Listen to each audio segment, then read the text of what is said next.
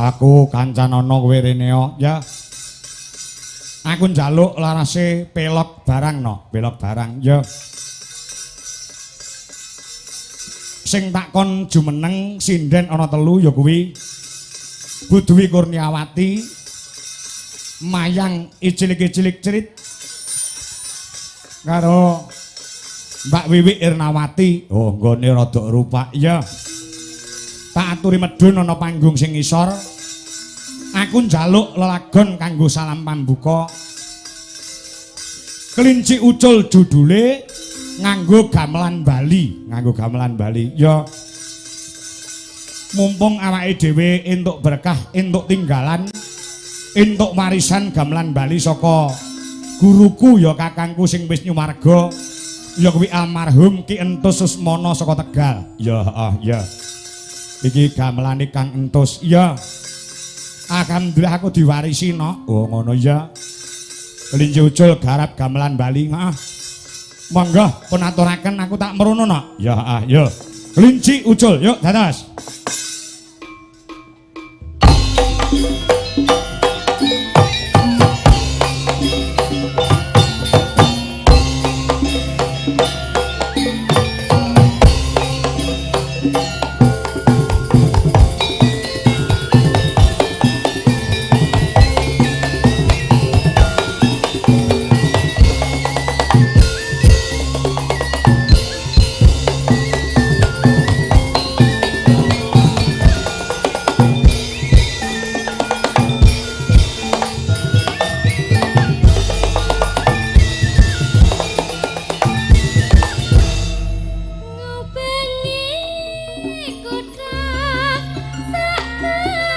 Ayo siaga to.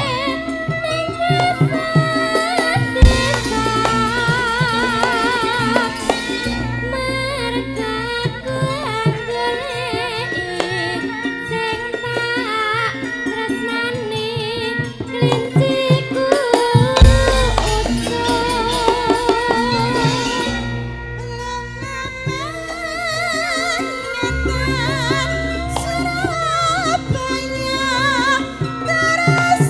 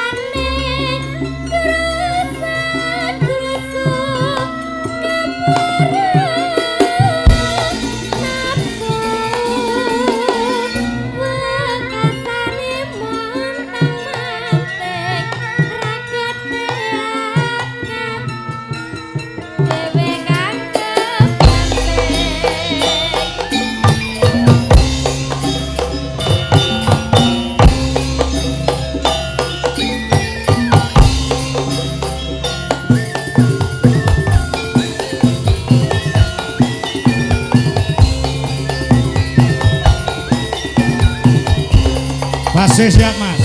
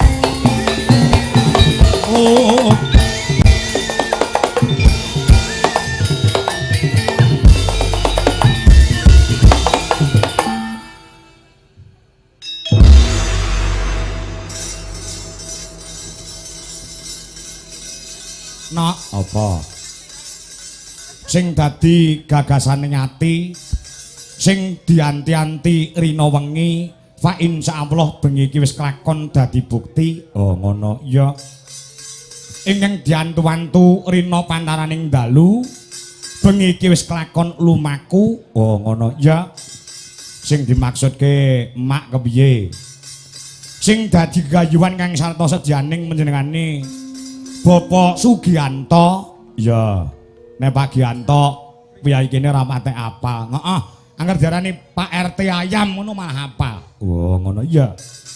So Ibu Yayu ingkang lenggah wonten ing Kerancang Mantingan Ngawi. Ya. Awit berkaing Gusti ingkang karya jagat Gusti Kang Maha Suci. Bengi iki wis lumaku kanthi rancak ndir ing Sambikala. Ya heeh. Purwa madya wasana muga-muga lancar pinangan rahayu wilujeng nir ing Sambikala adoh saka gudha rencana. Amin amin ya rabbal alamin. Pancen ya kaya ngono ya ya. Heeh, pancen ya kaya ngono. Oh ya heeh. Dadi bengi iki awake dhewe sowan ana juragan potong ayam ya kuwi panjenengane Bapak Sugianto saha Ibu Yayu. Heeh. Aku rene iki ya seneng ya susah. Lho, wis senenge perkara apa? Senenge dipercaya lawan panjenengane Bapak Sugianto saha Ibu Yayu ya sing lenggah ana ing Rancang Mantingan Ngawi. Oh ya heeh. Tanpa dipercaya dening panjenengane Bapak Sugianto saha Ibu tangeh awake dhewe bisa ngabiyantara sowan sak bergodo komplit bengi iki ngabiyantara sowan. Oh mesti nek ora percaya kelawan awake dhewe mesti golek dalang liyane, Nduk. Oh ngono iya. Ning gandeng panjenengane cita-citane wis suwe nggone kepengin nekakne awake dhewe sak kanca siji kang den udi supaya awake dhewe bisa ngabiyantara sowan bengi iki. Oh, kuwi seneng. Wong ditanggap uwong kok, Nduk. Oh, ngono iya. Susahe perkara apa? Ora ngerti sadurunge nek panjenengane Pak Sugianto ki pengusaha potong ayam sing sukses. Oh, ngono ah. Ora ngerti nek panjenengane kuwi piyayi sugih, piyayi luar biasa, iso nanggap awake dhewe, iso nekakne Niken Salindri sing ragate larang. Oh, jebule panjenengane Pak Gianto ki nyolong pethek piyayine prasaja, piyayine biasa. Ning duwite akeh sing mok gelane perkara apa? Lek ku gawe rega kemurahan.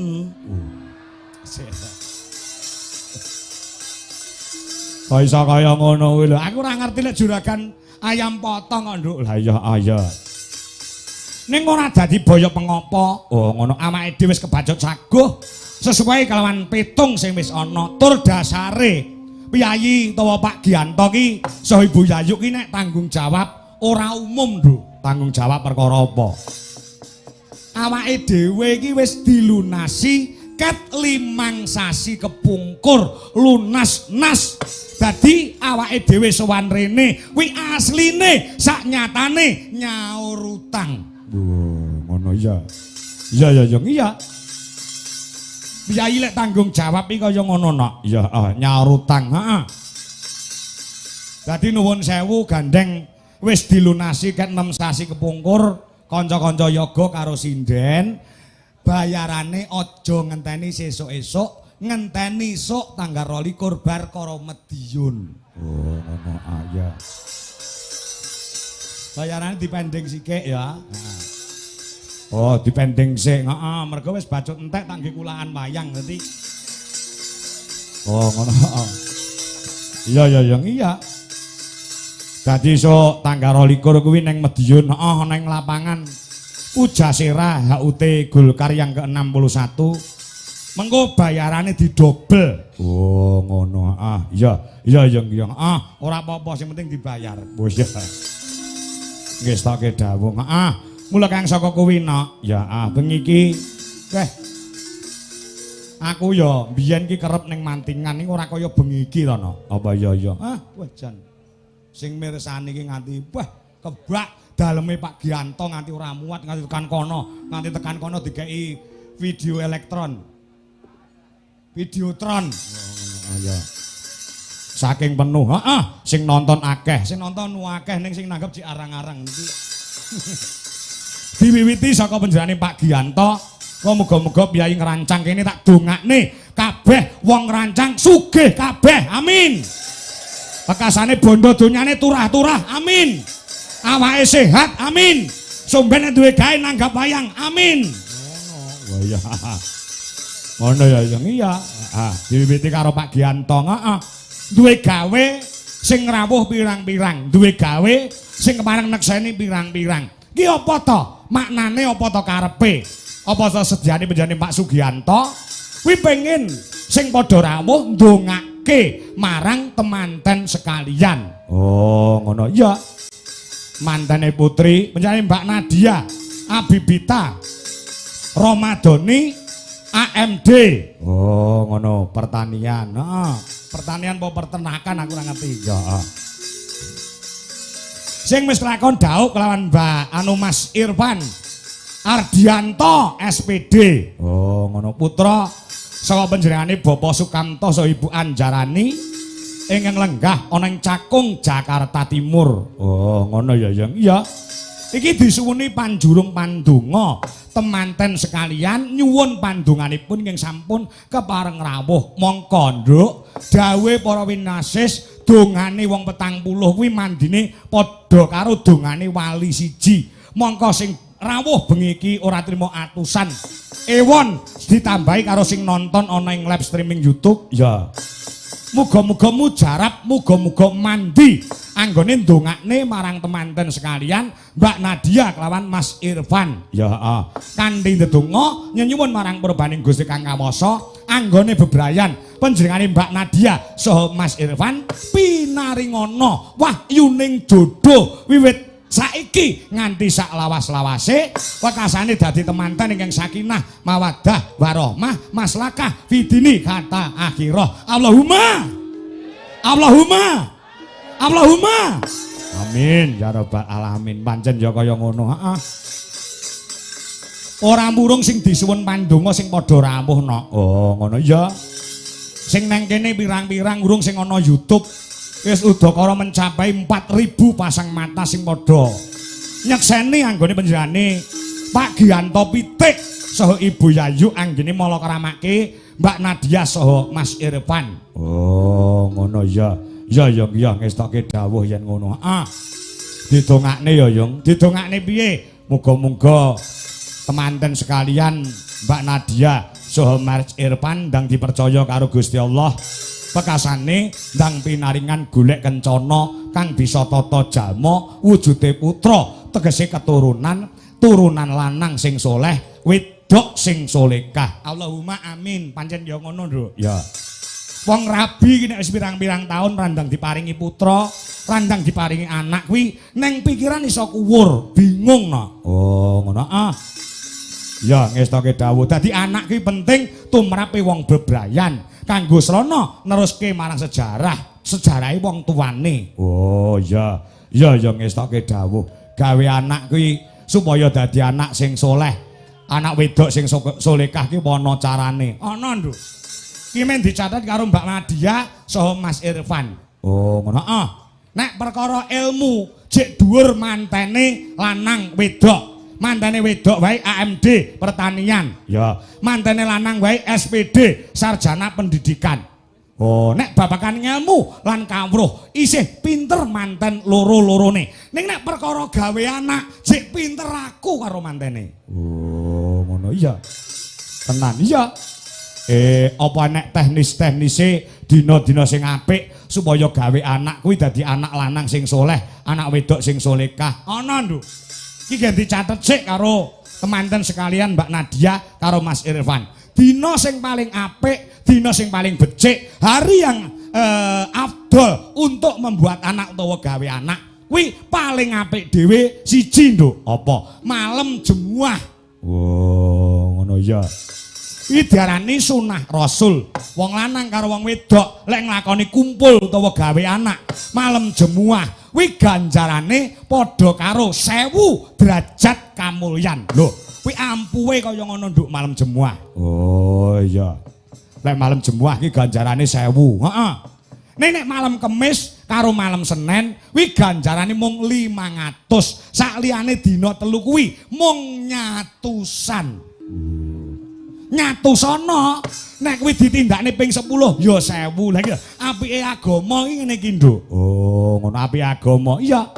Wong nek wis nikah, wis disekseni karo agama lan negara, wis penak jek entuk ganjaran. Tur nek ditindakne malam Jemuah, kuwi padha karo mateni iblis 100. Mbak Nadia, Mas Irfan, kuwi dicatet. Nek sampean gawe anak malam Jemuah kuwi padha karo mateni iblis 100. Mula Mbak Nadia sakala mangsa nek Mas Irfan lali dielekne Kemis sore ngono kae dielekke. Mas, ampun kesupen mengke dalu mateni iblis 100 lho. Ngono, Nduk. Oh iya. Iya yo heeh. Dadi ana dina-dina sing apik kanggo gawe anak. Heeh. Tenan no. Ya, apa ana pantangane wong gawe anak? Ana. Wong gawe anake ana pantangane. Iki ganti catet karo manten lanang karo manten wedok. Oh, mergo aku wis ngleksanani. Pantangane wong gawe anak kuwi apa? Aja gawe anak pas lunga utawa pas ra ning omah. Pas lunga ora entuk gawe anak. Mergo apa? Iki lek dadi anak, wiji anak. Iki kok anake senengane dolan, senengane ngluyur, senengane ora saba ngomah. Oh, nek gawe anak pas ra ning omah. Iya. Sing angka loro pantangane apa? Aja gawe anak pas kesusu arep lunga. Ki lek dadi anak, bakal anake senengane boros, senengane ngentek-ngenteki bandane wong tuwa. Oh, sing angka telu sing perlu dicatet. Ben duwe anak duwe isin, aja gawe anak nganggo uda mlejet. Gawe anak ora entuk uda mlejet. Oh, iya. Sik. Selaku dadi wong awam aku tak takon. Mongko lek diarani wong lanang karo wong wedok kumpul kaya ngene nek ora uda mlejet, ora marem. Iso disikapi men duwe anak sing duwe isin. Sikapane piye? Upamane manten lanang nganggo kaos kaki tok sisih ngono ora apa-apa, Nduk. Oh, ngono. Manten wedok pamane nek ora mlejet, ora marem, nganggo jilbab tok ngono ora apa-apa. Oh, kowe mbiyen, aku mbiyen ya ngono. Ora ketang piye nek kain sing tememplek ana ning awak. Kowe mbiyen dalang terus nek kowe gawe anak supaya duwe isin. Aku mbiyen blangkonan, Nduk. Blangkonan iya. Men duwe anak sing duwe isin, sing duwe unggah-ungguh, duweni tata krama lan duweni uda negara. Oh iya. Ya ya ngestoke dawuh yen ngono. Heeh. Kuwi sing becik sing apik. Oh iya, heeh. Ngestoke dawuh mula sembah nuwun. Bengi iki wis sajake wis ora sronta. Nggone bakal ngenteni tampile genduk Niken Salindri. Pancen kaya ngono, Nok. Ya, ya. Bakune kanggo temanten luwih dhisik, Nok. Temanten luwih dhisik. Heeh. Sing urung jumeneng ki mau Mbak Retno Cungpe, ya. Karo genduk sapa jenenge kuwi Wanda. Oh, ngono diaturi jumeneng, heeh. Ditambahi anu sitok engkas gen genep 3. Sapa? Gen dikenepi karo Mbak Mayang Anjarsari aku njaluk lagu utawa njaluk tembang ya Anak Soleh. Oh Anak Soleh iya. Kanggo temanten sekarone muga-muga sok nek diparingi putra anak utawa golek kencana kang bisa tada jalma anak lanang sing soleh, anak wedok sing solekah. Mergo iki awake dhewe pentase cedhak karo Pondok Gontor. Oh, Pondok Gontor iya. Mula tak sawang ibu-ibu do nganggo jilbab kabeh mertandani eneng ngerancang kene iki piyayine ngibadahi tekun. Oh, salate bakoh utawa salate kuat ya. Lingkungan ana ngerancang lingkungan sing agamis, agamane kuat. Mau jamaah ana masjid kono pinggir dalan kono kuwi jamaahe ya pirang-pirang. Iki minangka bukti bahwasannya ana ing ngrancang kuwi lingkungan agamis. Nek kowe ora percaya, jam 3 sore ngono dolanan ning ngrancang kene. Langgar masjid kok adan. Allahu Akbar, Allahu Akbar. Wong ngrancang iki langsung mak gruduk neng sawah, Nduk. Dadi seto. Kok tak to apuk gruduk-gruduki ning masjid utawa ning langgar utawa ning musala. Ning sawah ki ngampiri kancane ngono lho. Wo, ngampiri kancane iya. Kang ayo leren nek padha macul. Leren padha nggarap sawah nandur pari ayo. Leren sik padha ngibadah salat bareng-bareng jamaah ana ing masjid. Kuwi lho sing tak karepke. Oh iya, heeh. Anak soleh ya, anak soleh. Ya, monggo.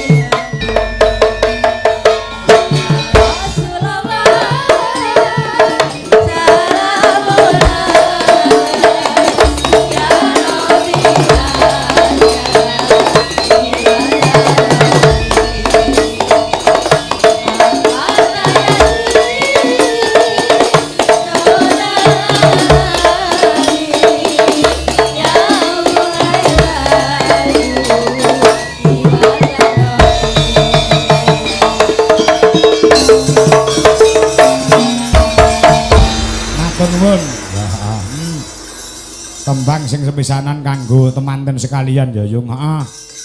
Dadi mau mantene ya wis foto karo aku sore mau no.